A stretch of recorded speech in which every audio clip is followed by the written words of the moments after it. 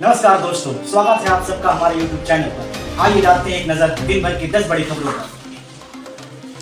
Supreme court ने कहा ED PMLA के तहत आरोपियों को सीधे गिरफ्तार नहीं कर सकती।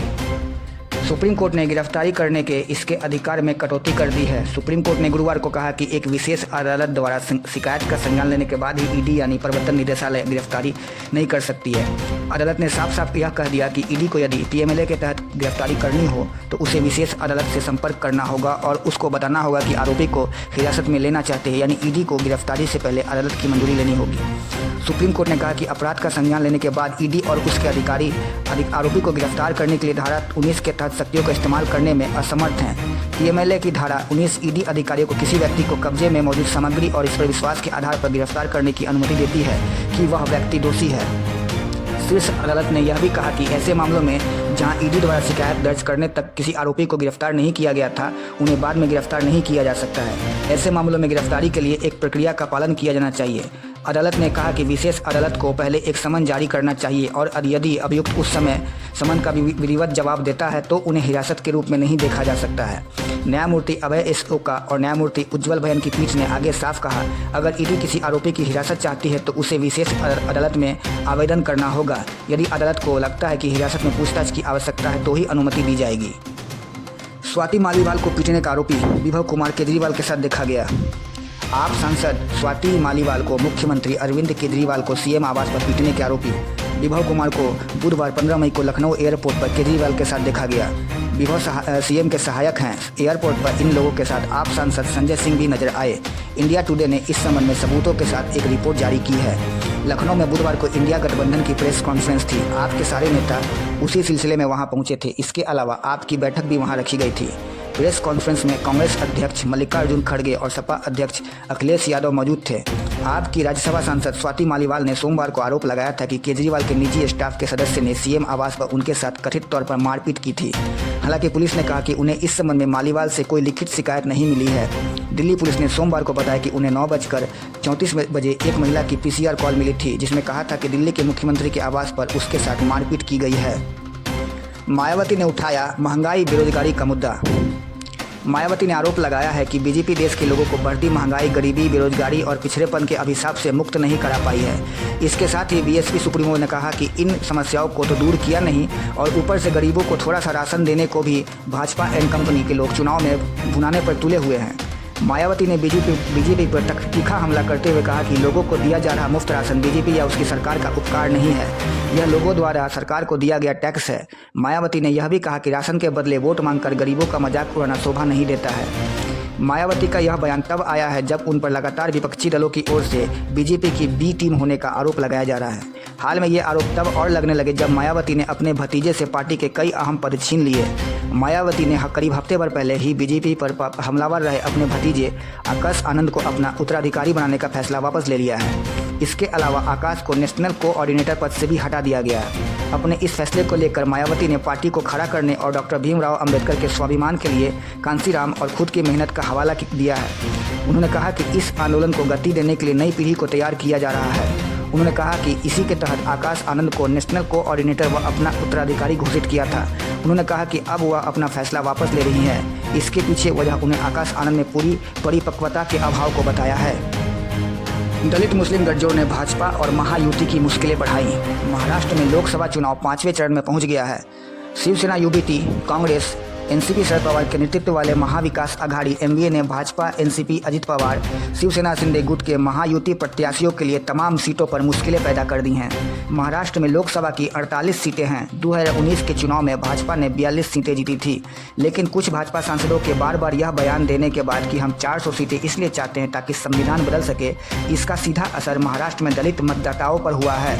उन्होंने मुस्लिम मतदाताओं के साथ एक तालमेल बनाकर महाराष्ट्र में एनडीए या महायुति का संकट बढ़ा दिया है। इकोनॉमिक्स टाइम्स ने गुरुवार को इस संबंध में जमीनी हालात का जायजा लेते हुए एक रिपोर्ट प्रकाशित की है।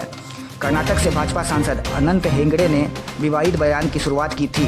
उसके बाद अयोध्या से भाजपा प्रत्याशी लल्लू सिंह, राजस्थान के नागौर से भाजपा प्रत्याशी ज्योति मिर्घा समेत कई अन्य नेताओं ने इसी लाइन पर बयान दिए कि भाजपा ने 400 पार का नारा ज़्यादा सीटें हासिल कर संविधान बदलने के लिए दिया है। हालांकि भाजपा की ओर से खुद पीएम मोदी लगातार सफाई दे रहे हैं कि भाजपा का ऐसा कोई इरादा नहीं है, बल्कि मोदी ने बार बार एसटी और ओबीसी पर कांग्रेस के अन्याय का आरोप लगाया है। वाराणसी से श्याम रंगीला का नामांकन रद्द। कॉमेडियन श्याम रंगीला का नामांकन रद्द हो गया। वह अब वाराणसी सीट से पीएम मोदी के खिलाफ चुनाव नहीं लड़ सकते हैं। नामांकन फॉर्म लेने से लेकर फॉर्म जमा करने और पूरी नामांकन प्रक्रिया पर सवाल उठाते रहे श्याम रंगीला ने नामांकन खारिज होने के बाद कहा कि 2014 में मैं भी सपोर्टर था, लेकिन मैंने चीज़ें बदलती देखी। उन्होंने कहा कि उनका नामांकन खारिज कर दिया गया है। उन्होंने आरोप लगाया कि चुनाव आयोग ने वाराणसी के अंदर चुनाव को खेल बना दिया है। नामांकन खारिज होने के बाद श्याम रंगीला ने दावा किया कि काफ़ी दबाव बनाने के बाद उनका और कई लोगों का मंगलवार को नामांकन लिया गया था। उन्होंने कहा कि कल 27 नामांकन जमा हुए और आज 32 रिजेक्ट हो गए। हंसी आ रही है चुनाव आयोग पर, हंस लूँ क्या रो लूँ। उन्होंने एक वीडियो बयान जारी कर कहा, दिल जरूर टूट गया है, हौसला नहीं टूटा है। अपना नामांकन खारिज होने पर उन्होंने निराशा जताई और कहा कि पीएम मोदी जी एक्टिंग करते रहे होंगे रोने की, लेकिन मुझे सच में रोना आ रहा है लेकिन मैं रोना नहीं चाहता। उन्होंने कहा कि लोकतंत्र की हत्या आज देख ली, लेकिन बाद में उन्होंने उम्मीद जताई कि लोकतंत्र बचेगा। 5वें चरण की 6 हॉट सीटें, नजरें अमेठी रायबरेली पर। 5वें चरण में 20 मई को 6 राज्यों और 2 केंद्र शासित प्रदेशों में 49 लोकसभा सीटों पर मतदान है। इस चरण में बिहार में 5 सीटें, जम्मू कश्मीर में 3 सीटें, झारखंड में 3 सीटें, लद्दाख में 1 सीट, महाराष्ट्र में 13 सीटें, उड़ीसा में 5 सीटें, उत्तर प्रदेश में 14 और पश्चिम बंगाल में 7 सीटों पर मुकाबला है।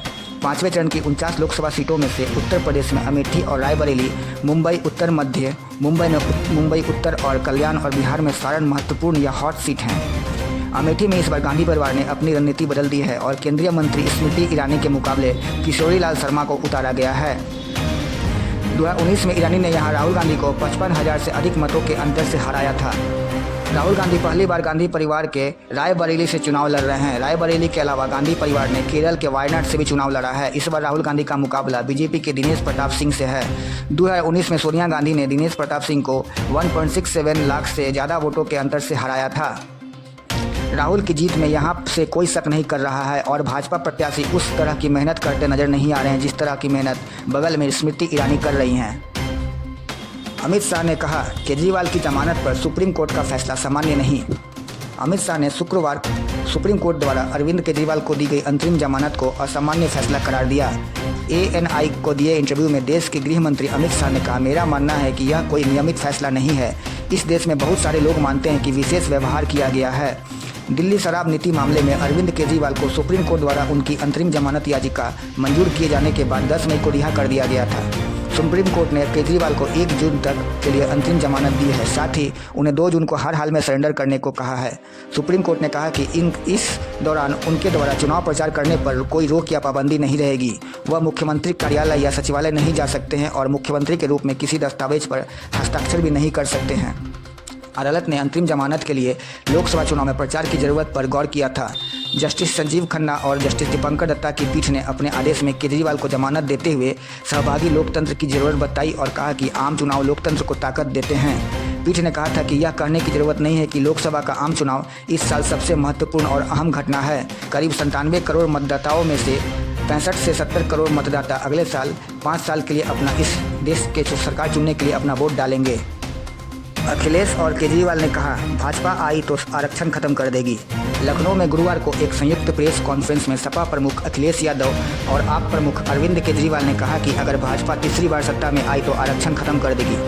इन लोगों की पूरी तैयारी है। अखिलेश यादव ने कहा कि वैसे 543 सीटों में से बीजेपी खुद मानती है कि उन्हें 143 से ज़्यादा सीटें नहीं मिलेंगी। हालांकि केजरीवाल ने कहा कि रुझानों से पता चलता है कि बीजेपी को 220 से कम सीटें मिल रही हैं। हरियाणा, दिल्ली, पंजाब, कर्नाटक, महाराष्ट्र, पश्चिम बंगाल, यूपी, बिहार, झारखंड और राजस्थान में उनकी सीटें कम होते जा रही हैं। भाजपा अपनी सरकार नहीं बनाने जा रही है, इस इंडिया गठबंधन अपनी सरकार बनाने जा रही है। आप प्रमुख केजरीवाल गुरुवार को अखिलेश यादव से मिलने सपा के दफ्तर पहुंचे, जहां दोनों ने संयुक्त प्रेस कॉन्फ्रेंस के संबोधित किया। इस मौके पर केजरीवाल ने यह भी कहा कि पीएम मोदी 17 सितंबर 2025 को 75 साल के हो जाएंगे। पीएम मोदी ने अमित शाह को उसी दिन अपना उत्तराधिकारी और पीएम बनाने का फैसला किया है। पीएम मोदी ने अभी तक नहीं कहा कि वह 75 साल के बाद रिटायर नहीं होंगे। हालांकि पीएम मोदी ने यह नियम बनाया था और मुझे पूरा उम्मीद है कि वह इस नियम का पालन करेंगे। कोविशील्ड के बाद कोवैक्सीन से साइड इफेक्ट्स का दावा। भारत बायोटेक की कोरोना वैक्सीन कोवैक्सीन के भी साइड इफेक्ट्स हैं। यह बात इकोनॉमिक्स टाइम्स में साइंस जर्नल स्प्रिंग लिंक में पब्लिश हुई एक रिसर्च के हवाले से लिखी है।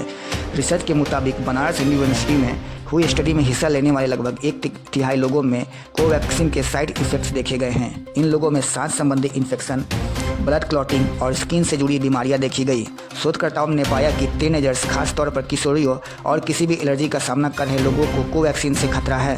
हालांकि कुछ दिन पहले कोवैक्सीन बनाने वाली कंपनी भारत बायोटेक ने कहा था कि उनकी बनाई हुई वैक्सीन सुरक्षित है। प्रधानमंत्री नरेंद्र मोदी ने भी कोवैक्सीन के 2 डोज लगवाए थे। स्टडी में वैक्सीन से होने वाली 3 समस्याएं सामने आई। लोगों में सांस संबंधी इन्फेक्शन बढ़ रहा है, स्किन में जुड़ी बीमारियां भी देखी जा रही है, गुलेरिया बेरी सिंड्रोम भी हो सकता है।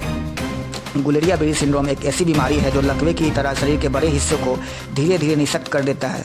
अमेरिका के national institute of neurological disorder and stroke के मुताबिक गुलेरियन बेरी सिंड्रोम एक रेयर न्यूरोलॉजिकल बीमारी है। रिपोर्ट में यह भी कहा गया कि स्टडी में हिस्सा लेने वाले जिन टीनेजर और महिला वयस्कों को पहले से कोई एलर्जी थी और जिन्हें वैक्सीन के बाद टाइफाइड हुआ, उन्हें खतरा ज़्यादा था। छत्तीसगढ़ में तेंदुपत्ता बीनने वालों को माओवादी बताकर एनकाउंटर किया गया। पेडिया गांव में 10 मई को एनकाउंटर में 12 माओवादियों को मारने का दावा किया गया, लेकिन स्थानीय लोगों का कहना है कि मारे गए लोगों के पास कोई हथियार नहीं थे। वे लोग तेंदुपत्ता बीनने का काम करते थे। इंडियन एक्सप्रेस ने गांव में पहुंचकर इस एनकाउंटर की जानकारी हासिल की। पेडिया गांव तक पहुंचना आसान नहीं है, इस वजह से और भी सवाल उठ रहे हैं। इंडियन एक्सप्रेस की रिपोर्ट के मुताबिक पेडिया गांव बीजापुर मुख्यालय से करीब 50 किलोमीटर दूर है। यह गांव बिल्कुल जंगल के अंदर है। गांव तक पहुंचने के लिए आपको जंगल के रास्ते में 5 पुलिस चेक पोस्ट को पार करना पड़ता है। गांव में किसी भी तरह की मोबाइल कनेक्टिविटी नहीं है। यहाँ की सबसे नज़दीकी मार्केट गंगालूर 30 किलोमीटर की दूरी पर है। सुरक्षा बलों का कहना है कि मारे गए कथित माओवादियों में 6 प्रतिबंधित भारतीय कम्युनिस्ट पार्टी के सदस्य थे। बाकी 6 लोग आरपीसी के सदस्य थे। इन सभी पर इनाम था। अब तक के लिए बस इतना ही। अगर आपको हमारा ये वीडियो पसंद आया तो प्लीज़ लाइक एंड सब्सक्राइब जरूर करें। और हाँ, कमेंट्स में अपनी राय देना ना भूलें। आपकी राय हमारे लिए बहुत ही महत्वपूर्ण है। धन्यवाद।